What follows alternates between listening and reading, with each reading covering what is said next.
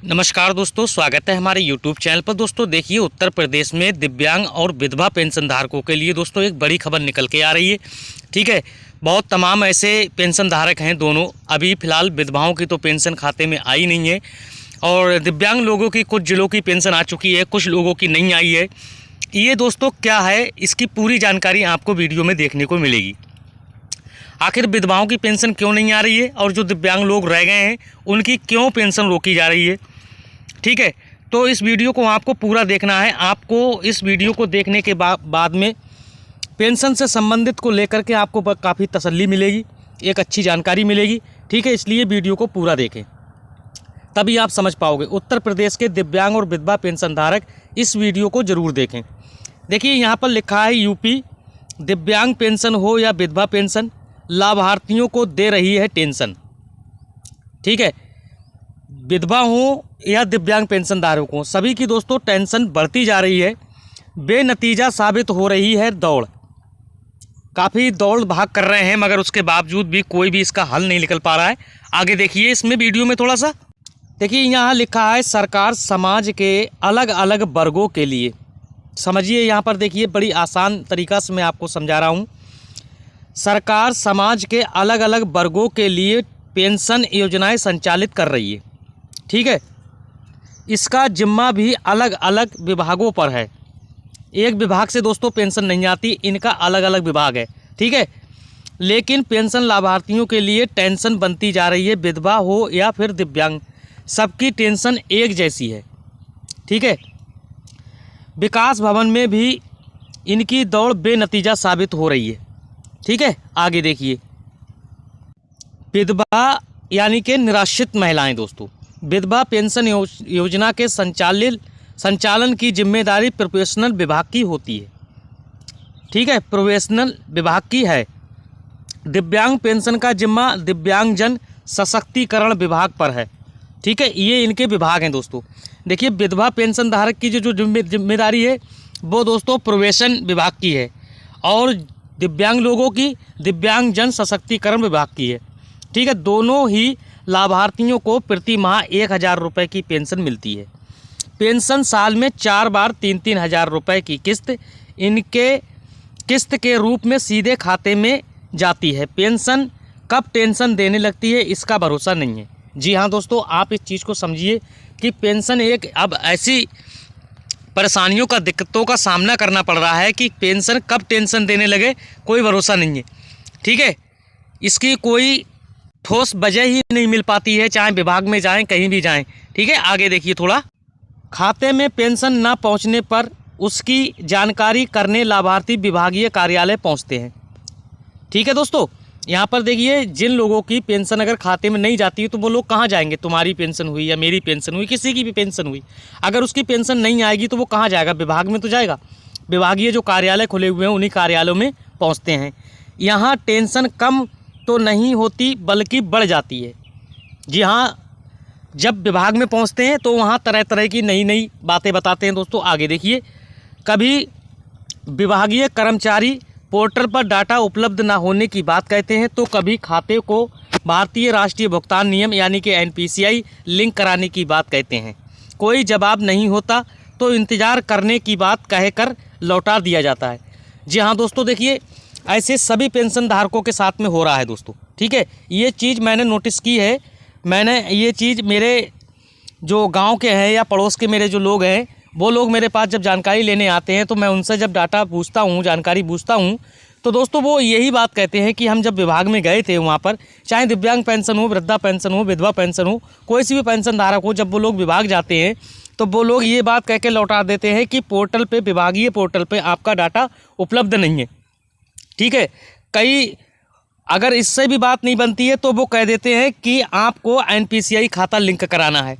फिर उसके बाद में अगर ये भी जानकारी वो दे देते हैं हमारा NPCI लिंक है और पोर्टल पे भी डाटा उपलब्ध है, फिर उसके बावजूद भी पेंशन नहीं आ रही है, तो दोस्तों उनका कोई जवाब नहीं होता, तो जवाब दे देते हैं कि आप इंतज़ार कर लीजिए। ठीक है, उसके बावजूद भी पेंशन खाते में नहीं आती है।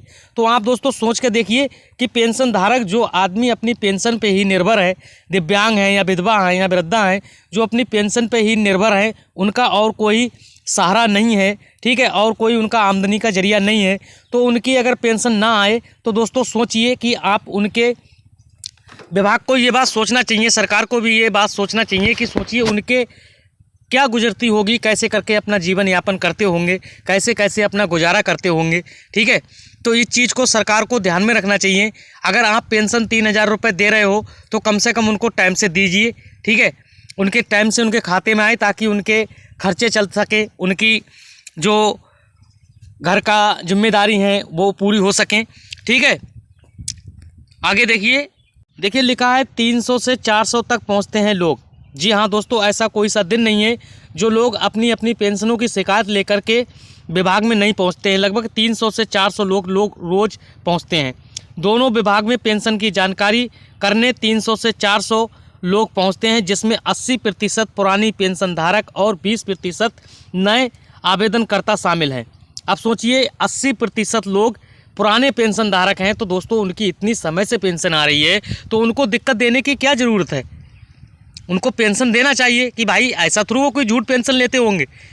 इतनी सारे पेंशन पुराने जब पेंशन धारक हो चुके हैं लोग, कुछ ऐसे हैं 20-20, 25-25 पूरी 30-30 सालें हो गई दिव्यांग पेंशन लेते हुए, ठीक है। कम से कम 25 सालें तो मुझे हो गई पेंशन लेते हुए, उसके बावजूद भी दोस्तों पेंशन का मुझे टेंशन दे देती है और दिक्कतों का सामना करना पड़ता है। और 20% लोग ऐसे हैं जो नए पेंशन धारक हैं।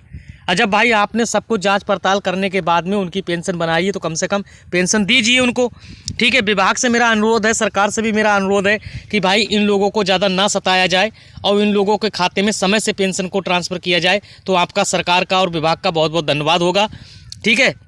आगे देखिए, खाता लिंक ना होने की से रुकी पेंशन। जिला दिव्यांगजन कल्याण अधिकारी ज्ञान देवी ने बताया कि खाते NPCI न होने या आधार लिंक न होने के चलने दिव्यांगजन की पेंशन रुकी है। जिन लोगों की जो दोस्तों दिव्यांग लोगों की पेंशन रुकी है तो वो आप देखिए, जो NPCI खाता है या आधार लिंक होने के चलने दिव्यांगजन की पेंशन रुकी है, ठीक है। आधार कार्ड लिंक ना होने की वजह से और NPCI खाता ना होने की वजह से। बैंक में तो पेंशन धारकों को खुद ही जाकर खाते की NPCI करानी होगी, आधार लिंक कराने का काम किया जा रहा है, ठीक है। आप आधार कार्ड लिंक, अगर आप विभाग में चले जाएं वहां पर आप अपना आधार कार्ड लिंक कराएं और NPCI खाता आपको कराने के लिए अपनी जिस बैंक में खाता है आपका जिसमें पेंशन आती है वहां पर जाकर के आपको अपना NPCI खाता खुद लिंक कराना होगा दोस्तों। आगे देखिए, कराया जा रहा है समाधान। देखिए, जिला प्रवेशन अधिकारी अजय पाल ने बताया कि पेंशन पहले खाते में जाती थी, ठीक है, लेकिन अब आधार बेस्ड भुगतान करने के बाद आधार से लिंक दूसरे खाते में पेंशन जा रही है। इसकी वजह दोस्तों ऐसा है कि आपका ऐसा पहले आपके खाते में पेंशन आती थी, अब अगर आपके 2-3 खाते खुले हुए हैं और किसी में आपके आधार कार्ड लिंक है, NPCI लिंक है, तो आधार बेस्ड जो पेमेंट दिया जा रहा है वो पैसा आपका उस खाते में चला जाएगा जिसमें आपका आधार कार्ड और NPCI लिंक है। दोस्तों देखिए, यहाँ पर साफ साफ लिखा है लिंक दूसरे खातों में पेंशन जा रही है। जिसमें आधार लिंक है NPCI उसमें चली जाएगी, आप उसमें एक बार चेक कर लीजिए। वहीं कुछ लाभार्थियों के खाते में NPCI लिंक नहीं कराते हैं, इसके कारण समस्या आ रही है। कार्यालय आने वाले सभी लाभार्थियों का समाधान कराया जा रहा है। जो लोग कार्यालय पहुंच रहे हैं उनका समाधान कराया जा रहा है, ठीक है। आगे देखिए पड़ताल केस 1 शाहगंज स्थित पृथ्वीनाथ पाठक निवासी राजकुमारी देवी ने 2023 में विधवा पेंशन के लिए आवेदन किया था। उन्होंने 2 बार पेंशन मिली, 1 साल में पेंशन नहीं मिल रही है, ठीक है। कुछ लोग ऐसे हैं साल हो गए हैं उनको पेंशन नहीं मिल पा रही है, ठीक है। तो दोस्तों ये है जानकारी आपके लिए, इन वजहों से आपकी पेंशन नहीं आ पा रही है, चाहे आप दिव्यांग पेंशन हो चाहे विधवा पेंशन हो, ठीक है। तो पूरा वीडियो देखने के लिए दोस्तों आपका बहुत बहुत धन्यवाद। और आपने अभी तक चैनल को अगर सब्सक्राइब नहीं किया है तो कर लीजिए, क्योंकि मैं पेंशन से संबंधित हमेशा वीडियो लेके आता हूं। आप मुझे अच्छा सपोर्ट कर रहे हैं, मेरी वीडियो को ज़्यादा देखें, लोगों के पास शेयर करें, आपका बहुत बहुत धन्यवाद करता हूं। पूरा वीडियो देखने के लिए आपका धन्यवाद, मुझे आपको सपोर्ट करने के लिए धन्यवाद। तो दोस्तों इसी के साथ मिलता हूं अगली वाली वीडियो में एक नई जानकारी के साथ। तब तक के लिए दोस्तों नमस्कार, जय हिंद,